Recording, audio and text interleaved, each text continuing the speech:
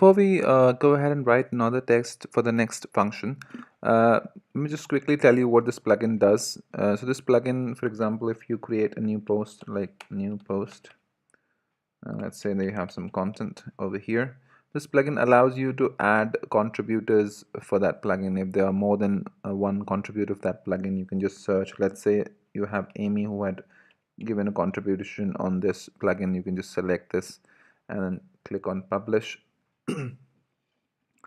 And this would add that contributor along with the actual contributor. And if you click on go to that page, not here actually,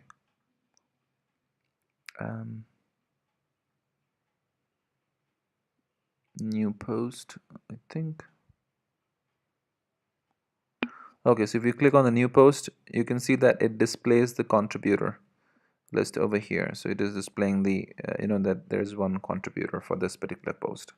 So that's what's happening in this function. The job of this function is basically this function is being hooked to the content hook that WordPress provides, and this will filter the content, which means that the content which is already there, it's going to add the list of contributors, and then it's going to return the content, and that content will be returned over here on the single post page. So that's the job of this function. So just to tell you what's going on over here is that we're checking if it's a single page or not, which means that it is a single post page or not. If it isn't, then return, which means don't execute further.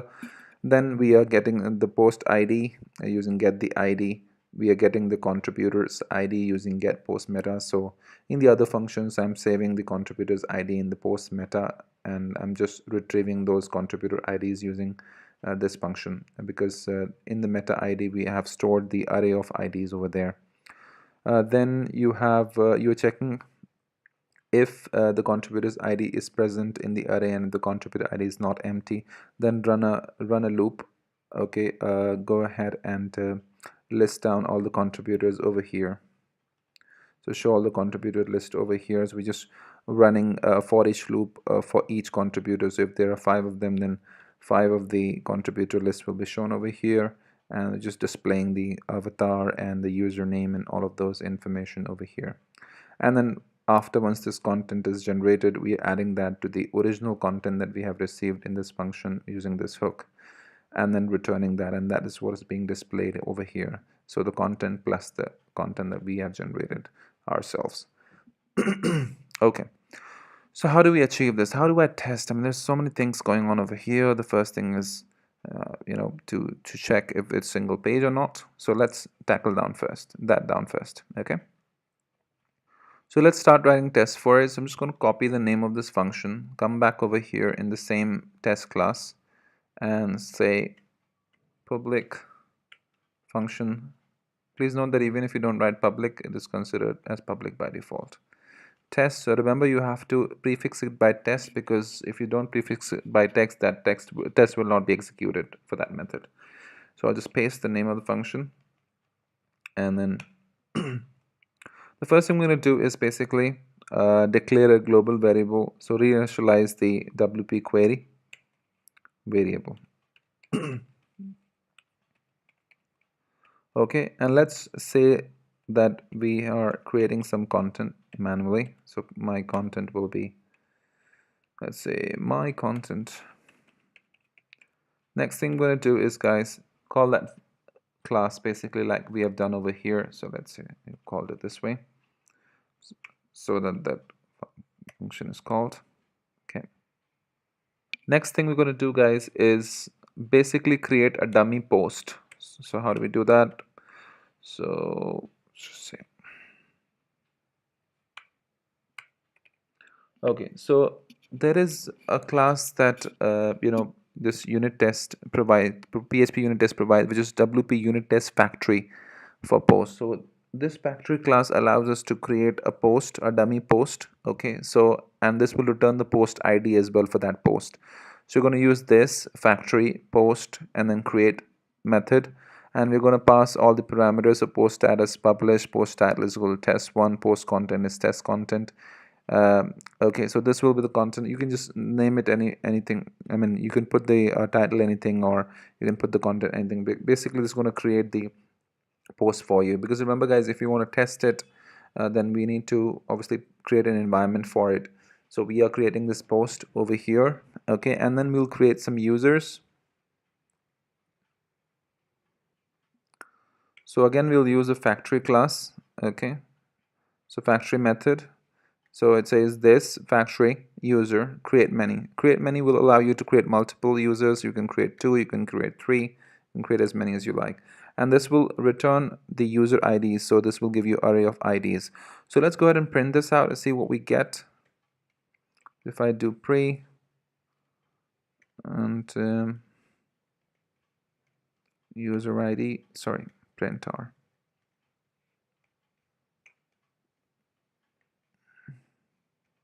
User IDs. Okay, so we'll print the post ID first, which is this one. Let's say if the post is created, we'll run the test. You can see we've got 4, pre and then 4, which means pre and then 4, which means we've got the post ID as 4. Let's say what we get as user IDs. So if the users are created, then we should get the user IDs as well. Let's try that. Right, let's clear the screen first. Run the test. Oh, okay, I need to cancel it.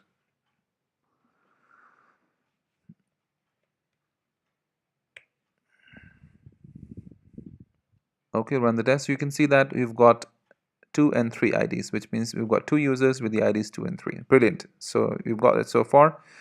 And now we're going to run the WordPress query. In fact, before we run the query, let's just update the post meta. Okay, so what we're going to do is in the post meta, we're going to put these 2 IDs, because remember, over here what we're doing is we're getting the contributor IDs from the get post meta, which means there were already a couple of user IDs saved into the contributors IDs. Only then this we will be able to get all this content, and we'll be able to get all these contributors content over here. So in order for us to for this function to work and get the contributor IDs, there should be contributor ID array into this meta. So we are putting those contributor IDs into the post meta with this key name. Okay, so that's what we're doing over here. We are saying update post meta. This is going to put the user IDs, the 2 user IDs that we've just created, which is 2 and 3, an array of that into this meta. So when the function is called over here, get post meta, then this contributor ID will be filled with these 2 IDs. Okay, and then we'll be able to run the loop for those 2 users and display the content over here. Okay, great. So basically we are giving what the function requires, and only then we'll be able to test it. Okay, so function required a post. We have created a post for it. Function required some users which had to be updated in the post meta, so which we have done. We have created 2 users using the factory. So factory is very useful, this factory class. Okay, and we are going ahead and putting that updating that in the meta, so that when this function is run, it is available to it. Okay, and the next thing we're going to do is we're going to run the WordPress query loop. Okay, so what this is going to do is this is going to reset the WP query global post variable which we had declared over here. Okay, so whatever it was there inside the WordPress WP query global post variable, it will reset that and create a new WP query using this, using post in the post ID 4. It was 4, I think. Yeah, and post per page 1. So it's going to run only once, one time, and let's print out the WP query and see what we're getting over here. Print r WP query, paste it, save it, and let's run the test. PHP unit. Okay, you can see that we've got the entire WP query post, yeah, all of it. Post ID, post in 4, post per page 1, query variable. Let's scroll down. You can see that we've got the post object also. ID is 4, post date, publish, all of that information here. And notice that we've got the post content as test content and post title as test1, and that's what we had given over here. So which means we are actually getting the post that we have created. We don't have any other post inside of it, is because by doing this new WP query, we have reset the global post variable. So all we have is just one post. We don't have any other posts over here, just one post. Post count is 1. Okay, because we've reset the global post variable, and this is the post that we've created. Okay, great. So we're going to run the loop on this. Let's do that. So guys, I'm just pasting the code that I've already written to save time, otherwise this video is going to be really long. Okay, so I've just pasted this. So what we're doing over here, we're running the WordPress loop. You already are familiar with this loop, the loop of WordPress. So we're running WP query, half post, while half post, the post. And then remember at the start of this function we had is single. That means if you are not on a single post page, then return, don't execute further. So to make it true, we are explicitly saying that WP query is single is equal to true, because in the WP query somewhere over here we should have the is single key name. There should be somewhere. Where is it?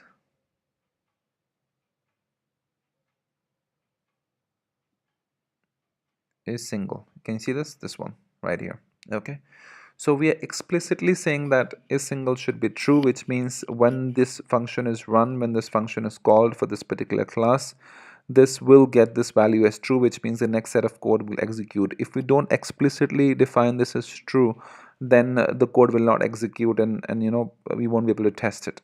Okay, so that's why we're saying this is true. Okay, and that's the beauty of it, because we were able to you know, reset the global post variable using WP query. We are able to set this value inside of this as well.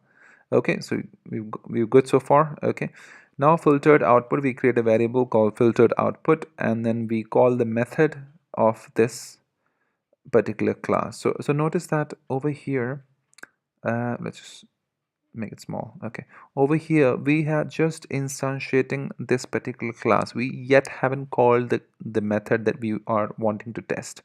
So when this class is instantiated, then of course this hook, it will be registered, because construct method will automatically be called, and we have already tested that you know, this hook is being registered, so we don't have to do anything over there. Okay, so when this class is instantiated, we've got all the class properties and methods inside of this variable display contributors. Okay, over here, sorry, at this point. Okay, we've got this inside of it, and that's all we are doing, just instantiating the class. Then we are setting up the global variable WP query. Then we are creating a post using the factory class of unit test. Then we are creating two users. Then we are updating the post meta with these two user ID, array of two user IDs. Then we are resetting the global post variables and running new query using WP query class. Okay, and then we are running a loop inside of which we are setting the is single value to true, so that this gets executed, this passes basically, and then we are calling this method, which is this one. Okay, so this method, this that we want to test. Okay, so this method is being called because this contains this method. Okay, this method is being called, and once that is being called, we are storing the output into a variable. And over here I'm just going to comment this out and see what happens. So we're going to say print r, and we'll say filtered output. Same PHP unit. So guys, all of this code is available on GitHub. I'll leave the link down below, so you don't have to worry. You don't have to type it right now, but you can always take it from there. Okay, so you can see that I've got entire string which is being returned. So if you notice, what we're returning basically is we are creating a content over here, and we are returning that content along with the content of the post. Okay, so that's what is being returned over here, because that is returned by the function. So you can see that you have my content. Why my content? Is because this is concatenating the actual content that it received first. So we had put my content over here. Remember this one, we have initialized this as my content, and in fact that is my content is being passed over here to that function right here. Okay, and that is what is being concatenated to that. And after that we have written this WPC or avatar container username, all of that stuff going on over here, so you can see, yeah, all of that. Okay, so which means it is running successfully. Okay, so how do we make the test pass? So all we have to do is look for some kind of class in this string, and if we can validate that we've got this class, which means that this part of code has been executed, because this for each loop will only run if there are contributor IDs, and that will be returned over here. So which means that if we can check that if the content that's been returned over here by this function contains this class or this class, then we can definitely make sure that yes, this test is passing, right? So let's do that then. So what we're doing at this place is we are creating a variable, and we're using a PHP function called strPos, which checks the position of the string. Okay, so if we check strPos in PHP,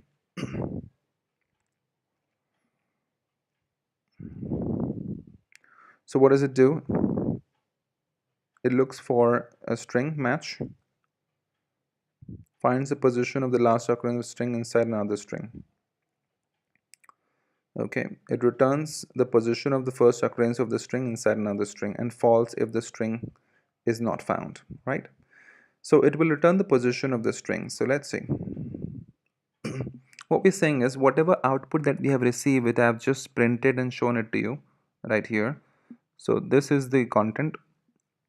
Does it contain this string? This string avatar username is nothing but this class basically. If it does contain that, that means we are actually getting the right content. Okay, so let's check it out. I'm gonna just copy this from here,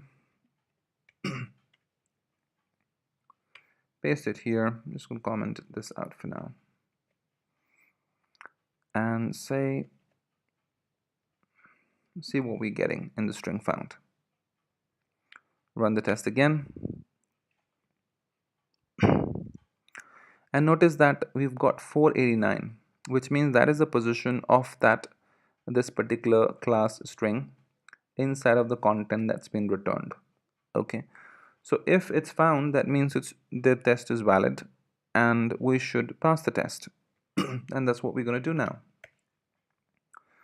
So we're going to say this assert true, string found is not equal to false, which means if this is true, which means if the position is returned, that means the test passes, and assert true should be true. If it isn't found, then it will be false and the test will fail. So let's try that. PHP unit. Perfect. So you can see that 2 tests, 2 assertions. First for this one, test construct, and second for this one. Brilliant. So guys, we have successfully written the second test for a very complex function that we had, and you can see that it is quite fun to write the test, and once you start writing them, it'll be quite easy for you, and it'll be really good as well, because you'll be able to sometime make your code better. So if you've written any function, you might want to break it into parts like 2 or 3 functions when you're writing the tests.